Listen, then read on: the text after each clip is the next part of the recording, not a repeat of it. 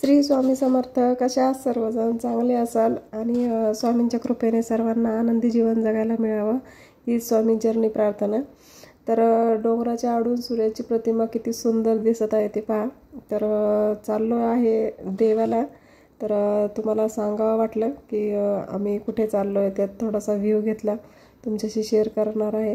तर आम्ही चाललो आहे महाराष्ट्रातील सातारा जिल्ह्यातील वाई येथील मांढर देवी, म्हणजे तिला श्री काळेश्वरी पण म्हटले जाते.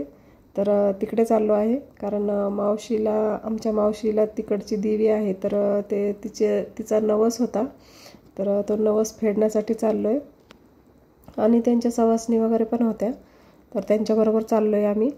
तर आम्ही ते त्यांना काळूबाई पण म्हटलं जातं. तर काळूबाई ही देवी नवसाला पावणारी आहे आणि तिची थोडीशी माहिती सांगते तुम्हाला. तर समुद्र सपाटीपासून सुमारे 5000 फूट उंचावर असलेल्या करवंदीच्या वनराईत विराजमान असलेल्या काळूबाईचे स्थान शंभू महादेवाच्या डोंगर रांगेत पुणे सातारा जिल्ह्यात तसेच वाई भोर खंडाळा या 3 तालुक्यांच्या सरहद्दीच्या शिखरावर बसलेले आहे. मांदार पर्वत वाईच्या उत्तरेकडे आहे. या पर्वताला मांढरगड असे म्हणतात. तर थोडीशी माहिती सांगते कारण मला पण एवढं काही माहीत नव्हतं. माझ्या मावशीने सांगितलं.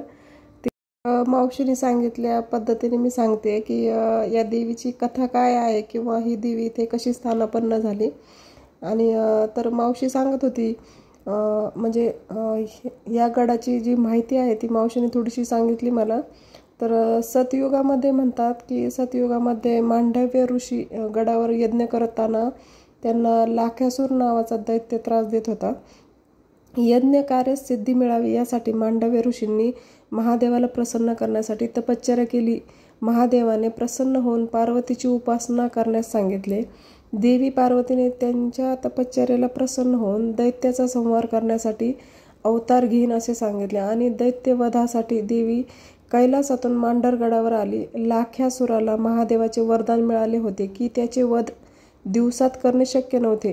त्यामुळे देवी आईने लाख्यासुराचे वध रात्रीच्या वेळी करण्याचे ठरवले आणि पौष पौर्णिमेच्या रात्री युद्ध करून लाख्यासुराचा मध्यरात्री वध केला आणि पुन्हा दैत्य प्रगट होऊ नये यासाठी त्याने त्याचे रक्तप्राशन केले. अशा प्रकारे देवी आईने काळूबाईचे रूप घेऊन दैत्य लाख्यासुराचा वध केला आणि नंतर कैलासावर मांढरगड डोंगरावर चढून गेली.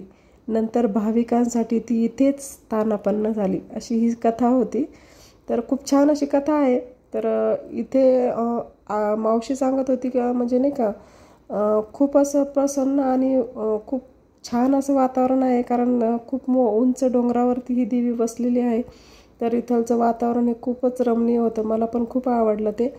आणि इथे अशी प्रथा आहे की पौर्णिमेला देवी आईच्या चेहऱ्यावर सोन्याचा किंवा चांदीचा मुखवटा बसवता.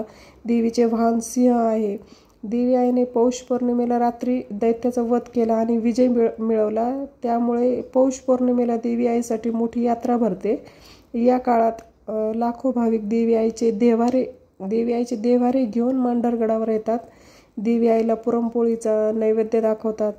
तसेच या पौष पौर्णिमेच्या मध्यरात्री देवी आईच्या मुखवट्याला पालखीत बसून हजारो वाद्यांच्या गजरात देवीचा छबिना काढतात. असं खूप काही पाहण्यासारखं आहे तिथे. पण तुमच्याशी मला जेवढं शेअर करता येईल तेवढं केले कारण देवी मावशीची यात्रा होती आणि सवासणीचं वगैरे पण होतं. त्यामुळे एवढा वेळ काही भेटला नाही. जेवढं होता येईल तेवढं शूटिंग घेतली आहे आणि तुमच्याशी शेअर केली आहे. तर माफी असावी, जेवढं तुम्हाला शेअर करता येईल तेवढं केलं मी. तर पुढे अजून काही असेल तर तुम्हाला नक्कीच शेअर करेल. तर श्री स्वामी समर्थ सर्वांना.